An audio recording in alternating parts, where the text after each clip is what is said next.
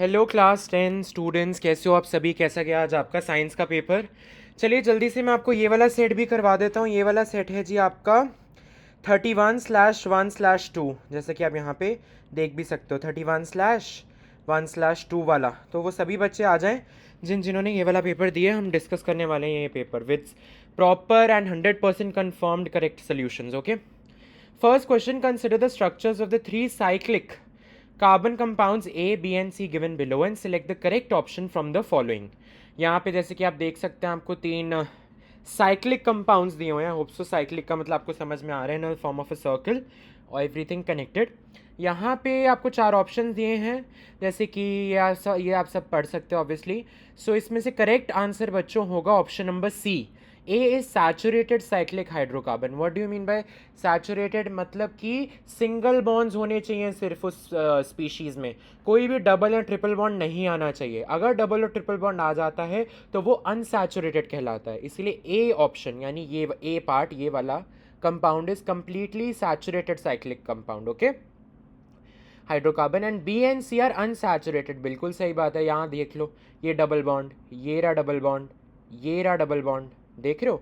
सी में भी देखो, ये रहा डबल बॉन्ड, ये रहा डबल बॉन्ड, तो ये अनसैचुरेटेड हो गए। तो ये तो 110% करेक्ट आंसर है सी ऑप्शन।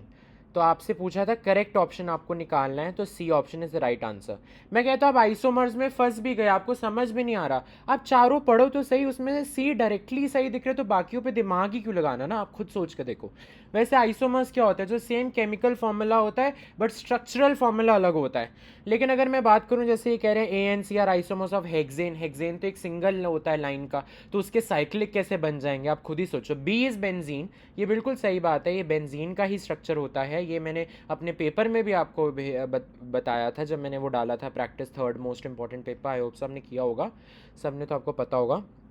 तो अगर एक सिंगल सी ऑप्शन हमें सही दिख रहा है चारों को पढ़ के, तो मैं इस पर अपना टाइम वेस्ट ही क्यों करूँ आइसोमर्स वगैरह बनाने में? बात समझ में आ रही है? So it's like that. और वैसे भी ए इज साइक्लोहेक्सेन, ये बिल्कुल सही बात है। And B and C are isomers of benzene. तो ये बात मतलब हम देखें क्यों ये गलत है? वैसे भी ये B and C are not the isomers of benzene. ठीक है, चलिए आगे बढ़ते हैं।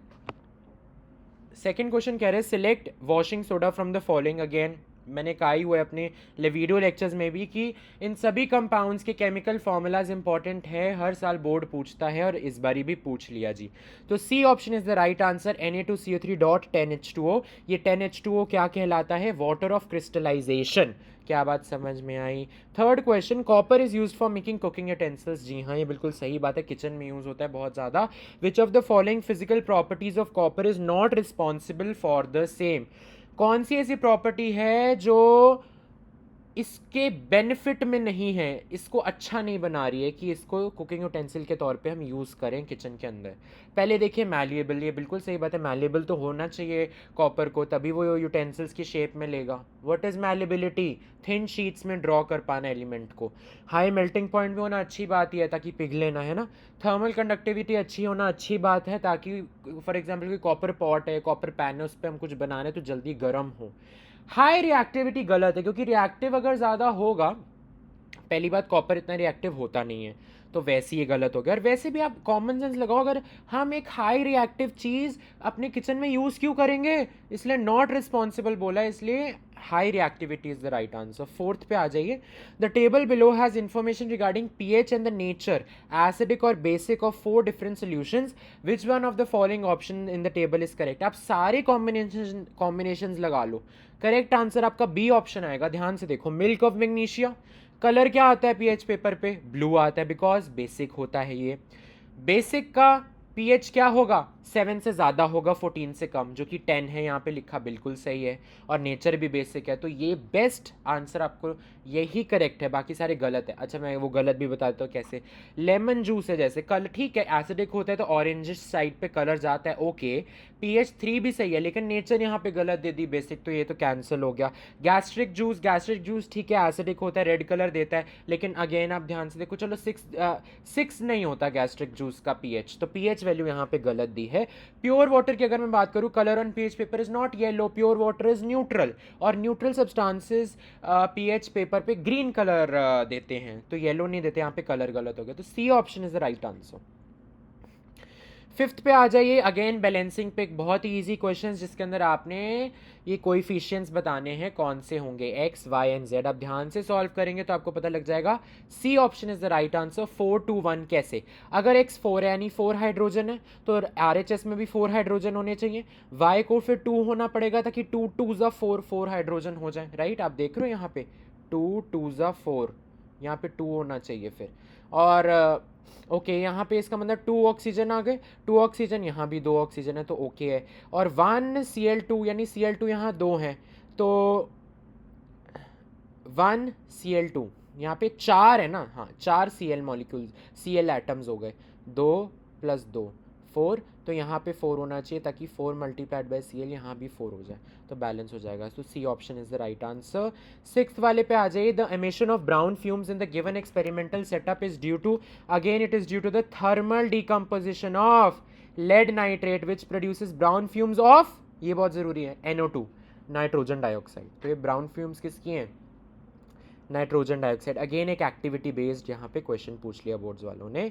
नेक्स्ट है, in the experimental setup given below it is observe that on passing the gas produced in the reaction in the solution X, the solution X first turns milky then colourless. आपको X क्या है वो नहीं बताना, आपको ये बताने कि पहले वो मिल्की क्यों होता है और फिर वो कलरलेस क्यों हो जाता है।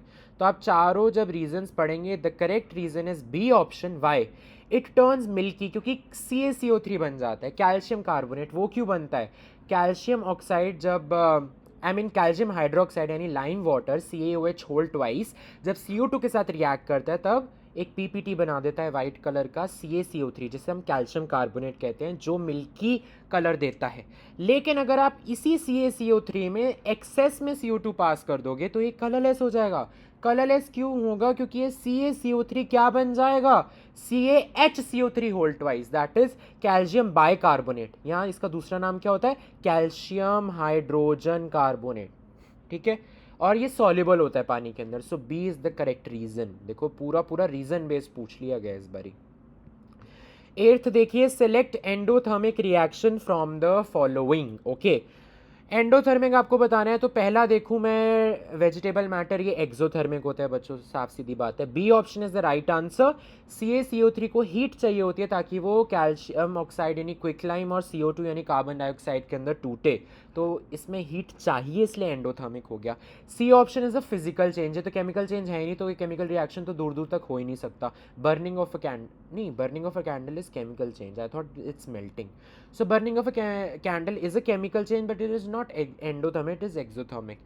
And D option is process of respiration. Again, glucose जब टूटता है एनर्जी रिलीज होती है सेल्स के अंदर, सो एक्सोथर्मिक हो गया। नाइन्थ क्वेश्चन कह रहे हैं, select from the following the correct statement about tropic movement in plants. Tropic का मतलब ही होता है ग्रोथ रिलेटेड मूवमेंट, तो ये तो आपको without any second thought D option कर देना था marks. So D option is the right answer. अब ये देखो, जैसे ये मैं बाकी भी आपको बताता हूँ क्यों गलत है। It is observed only in roots and not in stems, ऐसा तो नहीं है, प्लांट की तो पूरी बॉडी है ना। It does not depend on the direction, of course direction of stimulus पे डिपेंड है, तभी ये सनफ्लावर सन की तरफ क्यों ग्रो होता है ना, डायरेक्शन तो है ना स्टिमुलस। स्टिमुलस क्या यहाँ पे, light. It is due to stimulus of touch and temperature, क्यों भाई, लाइट से भी हो सकता है, किसी भी चीज़ से हो सकता है। So tenth, the statement that correctly describes the characteristics of a gene is, बच्चों इनमें से सिर्फ ही एक करेक्ट है, that is A option. In individuals of a given species a specific gene is located on a particular chromosome, ये बहुत जरूरी है, ठीक है। बी ऑप्शन आप देख लो, gene is not the information source for making proteins, गलत है, it is actually the information source. अच्छा, सी आप देख लो, each chromosome has only one gene located all along its length, ये भी गलत है। डी ऑप्शन आप देख लो, all the inherited traits in human beings are not controlled by genes, obviously control ही तो जीन्स करते हैं और क्या करते हैं। चलिए आगे बढ़ते हैं। 11th, consider the following statements about small intestine and select one which is not correct. Okay, first कह रहा है, the length of the small intestine in animals differs as it depends on the type of food they eat. Obviously अभी herbivores को आप ले लो, herbivores की length कम होती है, ज़्यादा होती है एज कम्पेयर टू कार्निवोर्स की स्मॉल इंटेस्टाइन की लेंथ। क्यों, क्योंकि कार्निवोर्स मीट खाते हैं, meat is easy to digest, लेकिन हर्बीवोर्स लीफी वेजिटेबल्स खाते हैं जिसमें सेल्यूलोज होता है, सेल्यूलोज को टूटने में टाइम लगता है, इसीलिए टाइम ज़्यादा लगेगा, तो स्मॉल इंटेस्टाइन की लेंथ भी ज़्यादा लगेगी ना, ताकि धीरे धीरे जितना टाइम उसको चाहिए उतना बड़ी स्मॉल इंटेस्टाइन भी होनी चाहिए, because complete digestion small intestine में ही होनी ज़रूरी होती है। बी ऑप्शन की अगर मैं बात करूँ, the small intestine is the site of complete digestion, ये बिल्कुल सही बात है। तो ए बी तो बिल्कुल सही है। सी अगर मैं ऑप्शन देखूँ, the small intestine receive secretions from liver and pancreas, ये भी बिल्कुल सही बात है।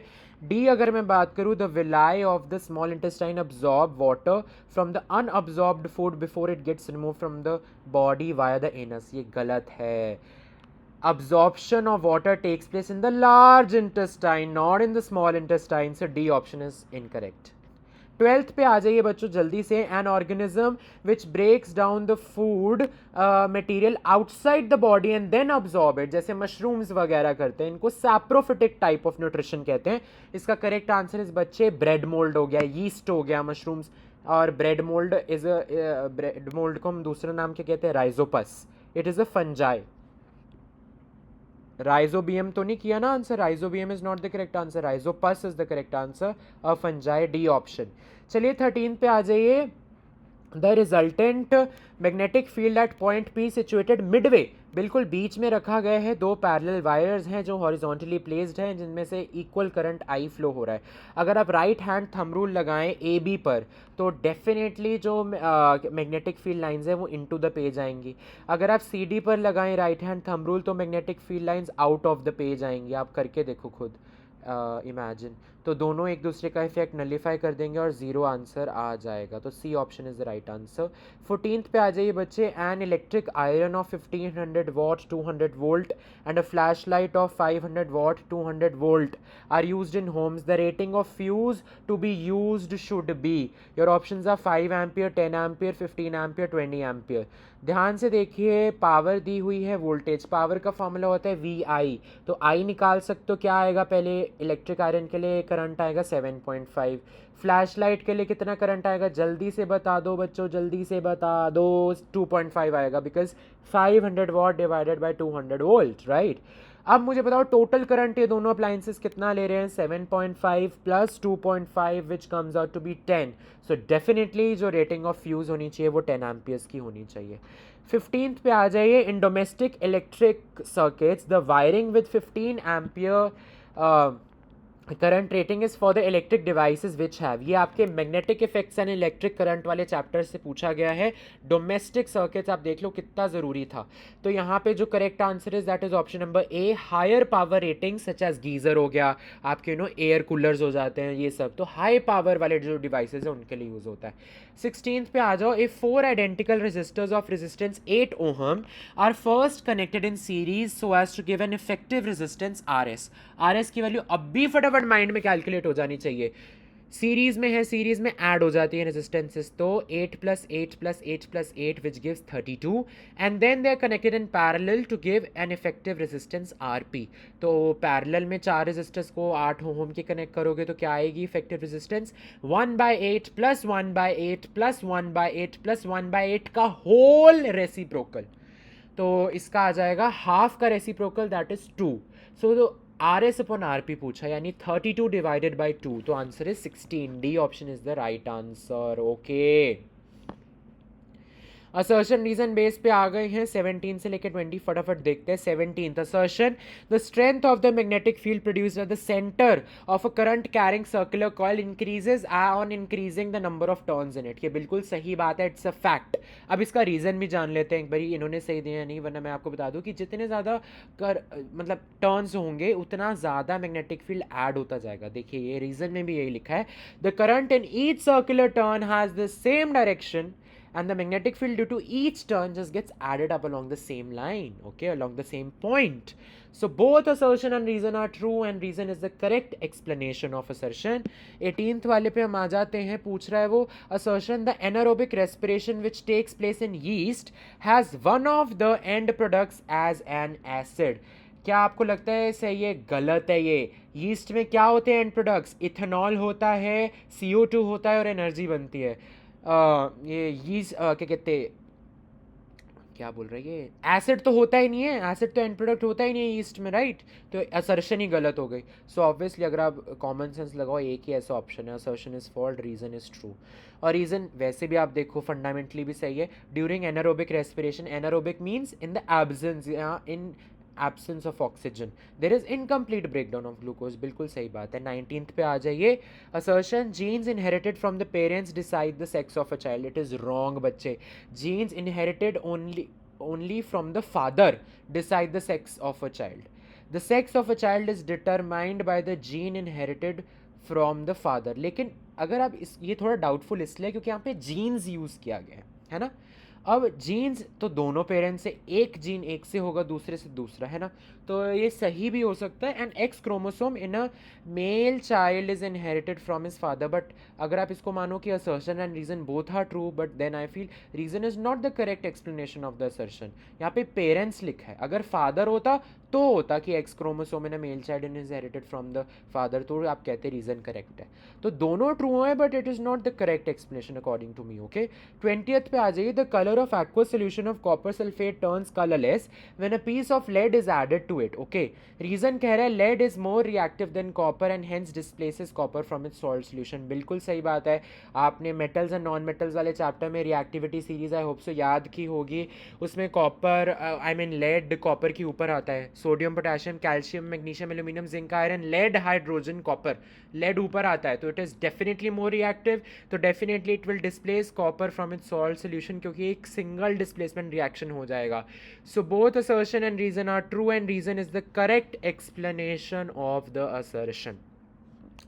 Okay, so with this we complete the section A. आगे भी बहुत सारी आंसर कीज आने वाली है और आगे सब्जेक्ट्स की भी आएंगी, Hindi science, Hindi maths, social science. तो फटाफट से चैनल को सब्सक्राइब कर देना ताकि आपके लिए एक भी वीडियो मिस ना हो सके। अगर अच्छी लगी वीडियो तो प्लीज़ बच्चों लाइक करना भूल जाते हो ज़रूर करना।